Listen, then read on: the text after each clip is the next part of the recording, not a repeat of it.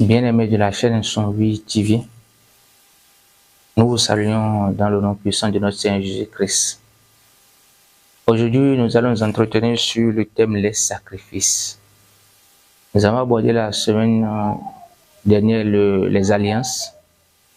Et dans chaque alliance, il y a des sacrifices à faire.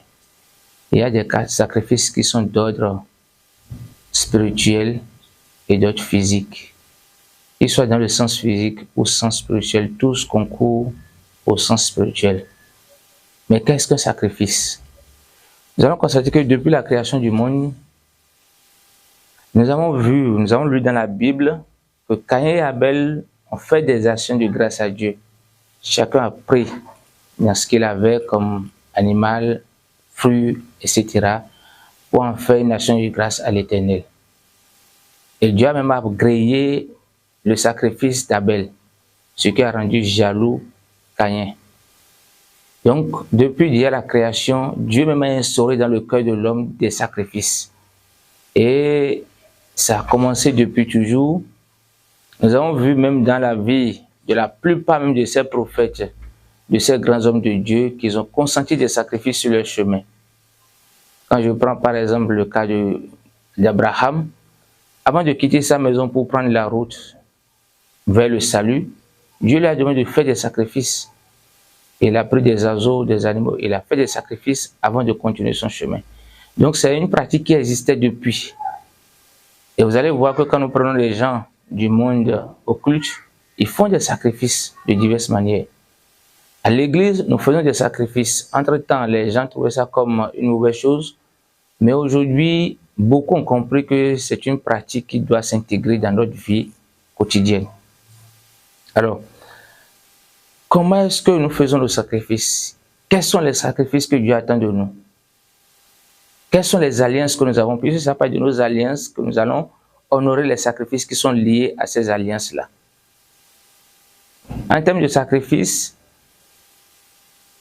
Moïse, avant d'être élu pour conduire le peuple de Dieu de l'Égypte vers l'Israël ou vers la terre promise, il s'est d'abord comporté d'une manière digne devant l'Éternel, en s'engageant aux côtés de ces communautés, en les défendant avant d'être élu par Dieu.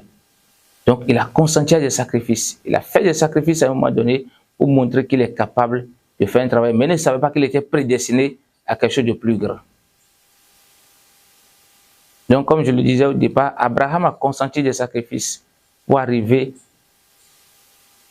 sur son salut. Il a consenti sérieusement des sacrifices.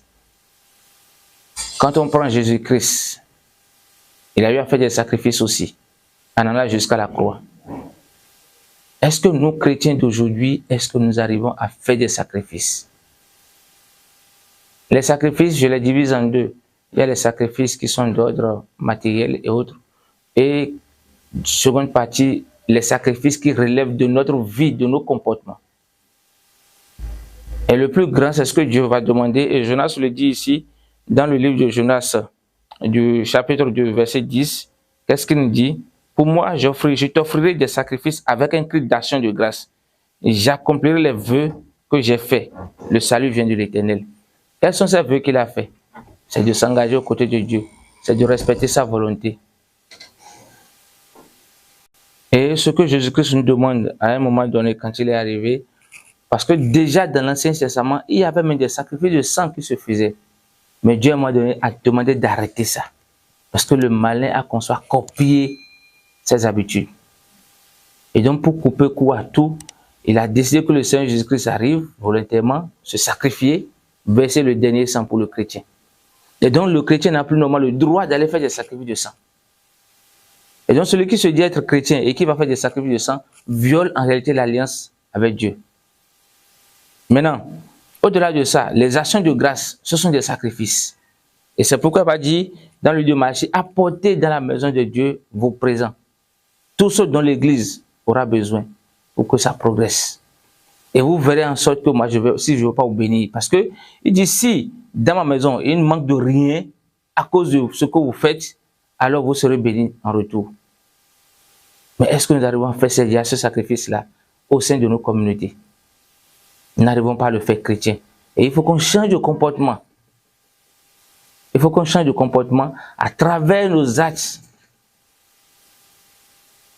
Et au-delà de ça, le comportement physique, ça doit changer.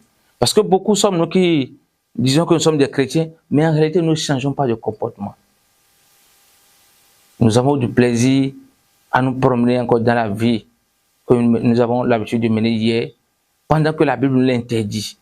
La Bible nous appelle à un changement de comportement, parce qu'il dit qui pourra monter à la montagne de l'Éternel, qui s'élèvera jusqu'à Saint-Lieu saint. Il dit celui qui a les mains innocentes et le cœur pur. Celui qui ne lit pas son âme au mensonge et qui ne jure pas pour tromper. Il dit c'est lui qui obtiendra la bénédiction de l'Éternel. Est-ce que nos actes aujourd'hui reflètent réellement cette réalité-là? Non, parce que nous sommes encore dans le mensonge, dans la fornication, dans les illusions. Et nous revenons devant l'Éternel pour dire, nous voulons. Comment est-ce qu'il pourra nous écouter? Parce qu'il dit qu'il veut un changement de cœur. Et nous refusons de faire ce sacrifice-là. C'est le plus grand des sacrifices d'ailleurs. Et c'est pourquoi Jésus-Christ va dire qu'il n'y a plus rien de meilleur que de donner sa vie pour ses frères. Si nous n'arrivons pas à nous retrouver en paix dans la communauté et que nous devenons des soucis au sein de la communauté, nous nous isolons de la communauté, nous ne faisons qu'un sacrifice pour notre propre avancement. Si nous prêtons à ceux qui nous seront reconnaissants, nous ne faisons qu'un sacrifice pour avancer. Et donc, quels sont les sacrifices que nous faisons? Parce qu'il y en a qui se disent, je suis chrétien, mais ça ne change pas. Qu'est-ce qui ne change pas? Pourquoi ça ne change pas? Est-ce que ce qu'on nous demande, nous sommes en train de le faire? Parce que Salomon va nous dire quoi? Que le plus important pour l'homme sur cette terre, c'est d'écouter Dieu et de respecter ses paroles. Et le plus grand travail pour l'homme sur la terre, c'est d'écouter Dieu et de mettre en pratique ses paroles.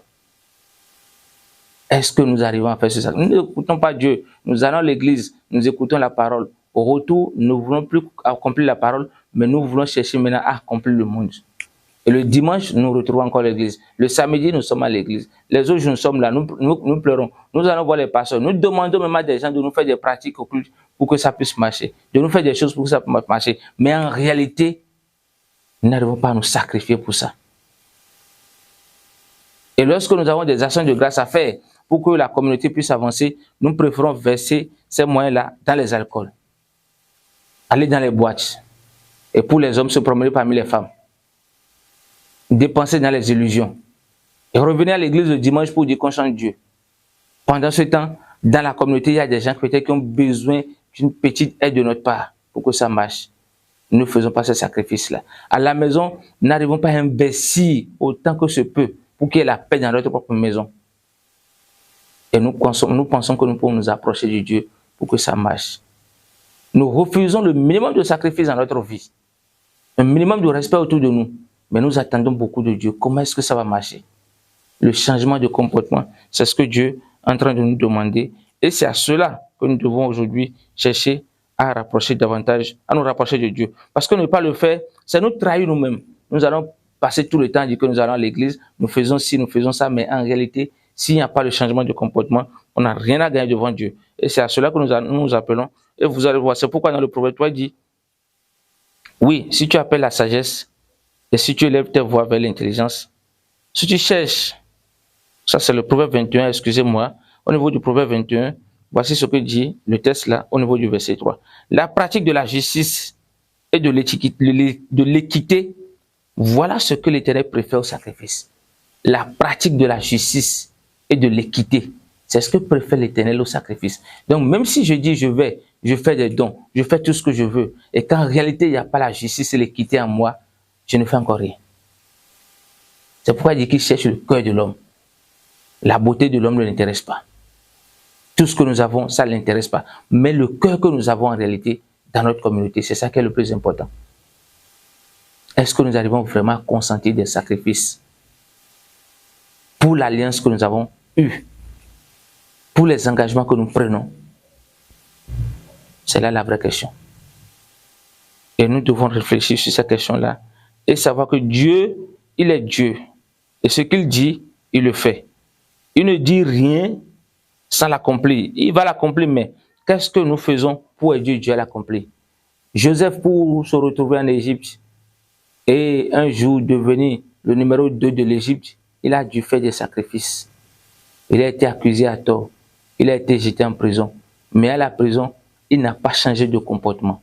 Il est resté attaché à ses principes de base que son père lui a enseigné. Il a payé le prix fort de ce sacrifice-là. Et au retour, il a été glorifié. Nous, quand nous entrons dans une communauté, nous ne cherchons plus à devenir une autre personne dans la communauté. Mais nous voulons nous conformer avec ces gens-là. Nous refusons de sortir de notre misère spirituelle. Bien que nous cherchions Dieu, nous voulons toujours nous attacher à ces choses qui ne nous profitent pas. Joseph n'a pas fait ça hier. Il est resté attaché à ces principes qu'on lui a enseignés, à ces principes qui rapprochent de Dieu. Malgré qu'en Égypte, c'était de la magie, il est resté attaché à ce principe de Dieu. Et ça l'a élevé plus tard, même dans le lot des magiciens. Mais aujourd'hui, nous refusons. On refuse, on ne veut pas changer.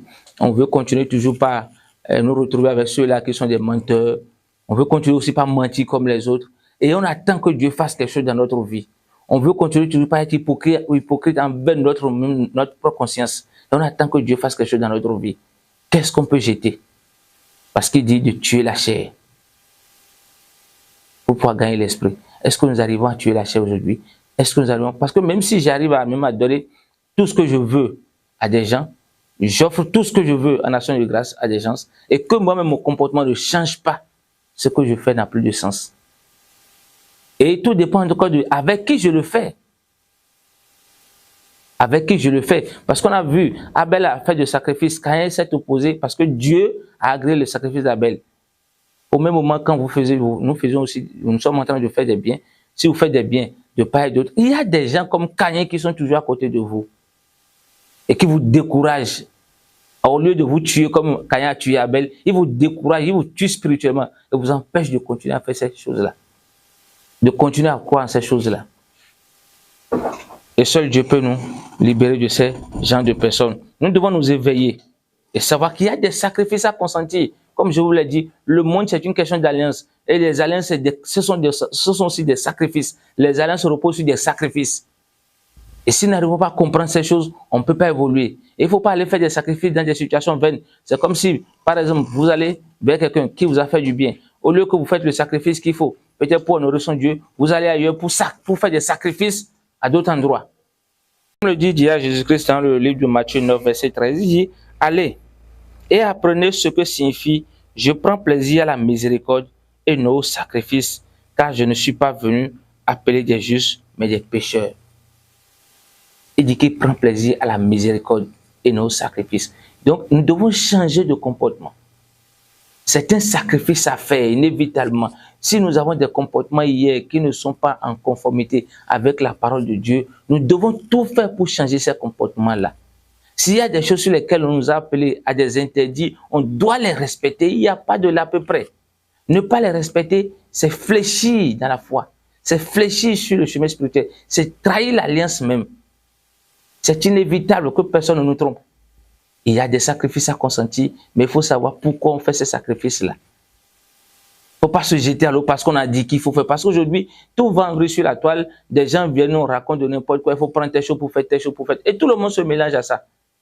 Mais ce n'est pas conforme à tout le monde. Tu es dans quelle alliance avant d'aller faire ce qu'on te demande là? Il faut que tu comprennes ça. Ce qu'on te demande de faire comme sacrifice là, tu es dans quelle alliance? Parce que les sacrifices, c'est des pratiques aussi. On peut dire, prends telle tisane, prends tel feu, fais telle chose. C'est un sacrifice aussi que tu fais. Tu as un sens bien défini. Mais tu es dans quelle alliance pour faire ça? Est-ce que tu connais les codes de ton alliance avant de se jeter à l'eau? Parce qu'en faisant les sacrifices, tu fais appel à des énergies. Lorsque tu pratiques les bonnes manières, la lumière s'installe en toi. C'est naturel. Lorsque tu changes ton comportement, la lumière s'installe en toi. Parce que chaque comportement avait ses énergies. Il faudrait que nous comprenions ces choses-là. Lorsque tu passes ton temps à insulter les gens, à se moquer des gens, à trahir, à médire sur les gens, il n'y a rien à attendre en retour de bon, toi aussi. Parce qu'on dit, quand tu vas finir de piller, on te pillera. Quand tu vas finir de voler, on te volera. Donc, quels sont les sacrifices que nous faisons? Et déjà, nous allons voir dans le livre de Tite 2, à partir du verset 14. Voici un peu ce qu'il nous dit, le livre de Tite 2, à partir du verset 14. Tite 2, verset 14. Et il nous rappelle là que Jésus-Christ lui-même s'est donné en sacrifice pour nous, pour verser son sang et nous rappeler à une discipline, non seulement à ne plus aller chez un féticheur pour sacrifier un quelconque animal pour le fétiche, pour faire verser du sang, et non seulement ne plus se donner en rançon pour quoi que ce soit, pour des sacrifices qui n'ont pas lieu devant le Seigneur, mais de changer de comportement, de devenir des gens nouveaux. C'est ce qu'il appelle la renaissance. Est-ce que autant que nous sommes chrétiens, nous travaillons à la renaissance de notre vie spirituelle, de notre vie physique? Nous devons réfléchir par rapport à ça. Voilà un peu ce que nous pouvons partager avec nous sur les sacrifices. Si tu es chrétien, tu dois savoir réellement ce que Dieu veut. Parce qu'il y en a aujourd'hui qui ont départagé la Bible, qui ont pris des choses et ont rejeté d'autres dans la Bible. Il y a des sacrifices à faire. Le chrétien qui n'a pas changé de comportement, un chrétien n'est pas encore chrétien du moins. Donc ce n'est pas tous ceux qui vont à l'église les dimanches qui sont des chrétiens. Il y a des gens qui sont des gens qui fréquentent des églises. Il y en a qui sont des chrétiens dans le lot. Il y en a qui sont des chrétiens, il y en a qui fréquentent des églises. Maintenant, à toi de voir dans quel lot te trouves-tu à travers ton comportement et la parole de Dieu.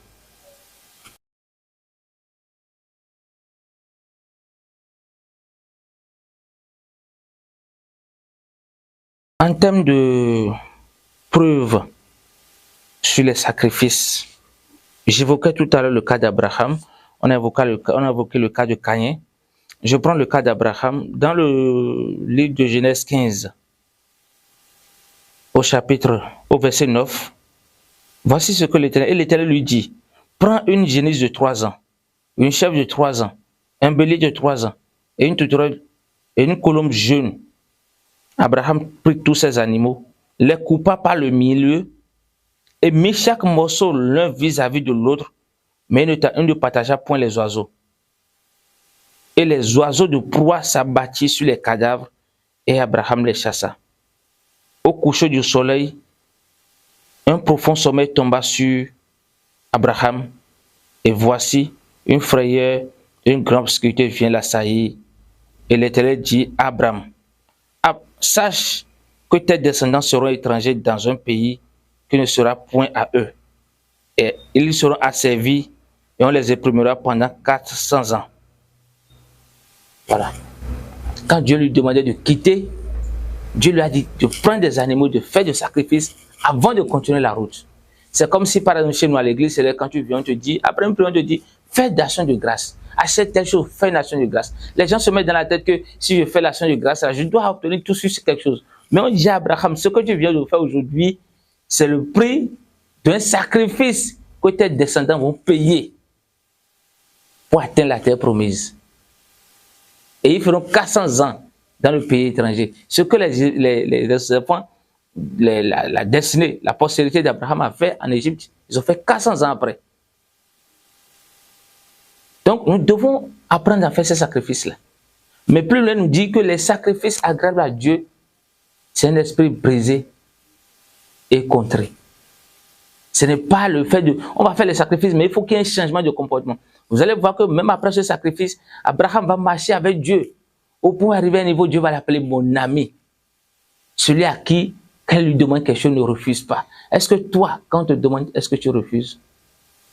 Même quand on te demande des sacrifices à l'église, tu refuses. Des actions de grâce, tu calcules avant de le faire. Des actions de grâce, tu calcules avant de le faire. Parce que quand tu fais une action de grâce et tu n'as pas un retour, tu te dis qu'il y a un problème, tu ne vas plus faire une autre action de grâce. Quand on te dit va donner, va faire de l'aumône aux gens dehors, et tu vas faire l'aumône, et tu n'as pas un retour dans l'immédiat comme tu l'espères, tu ne veux plus aller reprendre. Alors qu'il faut multiplier les sacrifices. La semaine dernière, quand on va rentrer dans un développement de terme, nous allons vous montrer à quel point les sacrifices effacent même des péchés dont on ignore. À quel point les sacrifices même nous délivrent de certaines situations sans qu'on le sache. L'histoire nous a conté que le prophète Shopha, un jour, sur son chemin, a rencontré une dame qui allait au marché avec des galettes. Le prophète a demandé à la dame de donner des galettes à des petits enfants qui étaient sur le même chemin qu'avec lui. Ce que la dame a fait. Et arrivé au marché, là où la dame devait déposer son truc là, sa galette pour vendre, il y avait un serpent qui était là. Et en dessous, c'est quelqu'un d'autre qui le remarque, mais dans la bouche du serpent se trouvait déjà une galette et le serpent ne pouvait plus ouvrir sa bouche pour mordre la dame. Alors, quelle a été la conclusion? Le sacrifice que la dame a fait sur le chemin là-bas, c'est ça qui a payé le prix de la délivrance de ce côté-là. Elle pouvait dire non, qu'elle ne va pas le faire. Et donc beaucoup disent, moi je ne vais pas souffrir de donner mon argent à quelqu'un. Non, on te demande de donner ton argent à quelqu'un, mais tu le fais, tu auras un bénéfice en retour. Ce n'est pas quand tu as combien péché que tu auras fait des sacrifices, ça veut dire que tu n'attends rien de Dieu. Si tu n'apprends pas ça dans ta vie, c'est dangereux en tant que chrétien, en tant qu'être humain. Et vous allez voir des communautés dont je connais qui sont très habituées à des sacrifices. Et parfois les gens disent qu'ils sont rentrés dans des sectes, ils sont en train de faire des dons. Ils savent le prix qu'il y a dans les sacrifices qu'ils font. Mais ce qui est le plus important, le comportement doit changer. Quand on te parle et tu t'entêtes et tu te sacrifies pour le malin, tu auras les récompenses du malin. Mais quand tu te sacrifies pour Dieu, tu auras les récompenses de Dieu. En conclusion, nous allons tirer notre conclusion du livre de Romains 6 au verset 13. Ne livrez pas vos membres au péché comme des instruments d'iniquité, mais donnez-vous vous-même à Dieu comme étant vivant de mort que vous étiez et offrez à Dieu vos membres comme des instruments de justice. Voilà ce que l'apôtre Paul nous demande là. Il nous demande de nous sacrifier, de sacrifier nos membres pour Dieu. Ça veut dire quoi? Ma main doit pouvoir rendre justice à Dieu. Ma langue doit agir dans la justice de Dieu. Ma tête, mes yeux doivent agir dans la justice de Dieu. Tous les membres de mon corps, mon pied, même ma partie intime doit agir dans la justice de Dieu. C'est ça le grand sacrifice que Dieu demande. Parce que s'il y a un acte que nous commettons qui n'est pas bien, ça vient à partir, c'est quand même l'esprit, ça vient, on pense ça de l'intérieur, c'est le corps qui agit. Donc il demande d'utiliser nos membres en sacrifice à Dieu, en faisant ce qui est bien. C'est le plus grand sacrifice que Dieu nous demande. Que Dieu nous bénisse et nous donne la force nécessaire de pouvoir accomplir sa volonté en faisant les sacrifices idéaux qu'il faut pour sa justice et pour sa gloire dans nos vies. Amen. À travers cette chaîne, nous prions pour tous ceux-là qui suivent cette émission et qui y accordent de l'attention. Le Dieu miséricordieux, le Tout-Puissant, qui a créé l'homme, qui est même le Père de la création, l'Esprit de la création, verra sur tout un chacun de nous. Et ces messages que nous écoutons seront comme une source de bénédiction dans nos vies. Tous ceux qui nous suivent, tout ce qui déjà constitue des blocages dans vos vies, d'une manière ou d'une autre, Dieu va les débloquer au nom du Seigneur Jésus-Christ. Ces forces négatives qui sont devenues des alliances dans nos familles et qui entraînent nos vies dans du gouffre et nous peinent à sortir de ces situations-là et font même pleurer des gens dans leur lit chaque jour, chaque nuit, au nom du Seigneur Jésus-Christ, lui qui a dit venez et je vous déchargerai de vos fardeaux. Ce jour, le Seigneur Tout-Puissant va nous décharger ces fardeaux-là. Il va essuyer nos larmes et les attentes seront comblées. Sa gloire s'accomplira dans la vie de tout un chacun de nous. Et sa joie sera parfaite dans nos vies. Dieu veillera également sur la société Son Vie TV qui fait un travail énorme pour le rayonnement de la parole de Dieu. Cette maison sera une source de vie, une joie pour la communauté et une bénédiction éternelle pour ceux qui travaillent dans la maison. Au nom du Seigneur Jésus-Christ. Amen.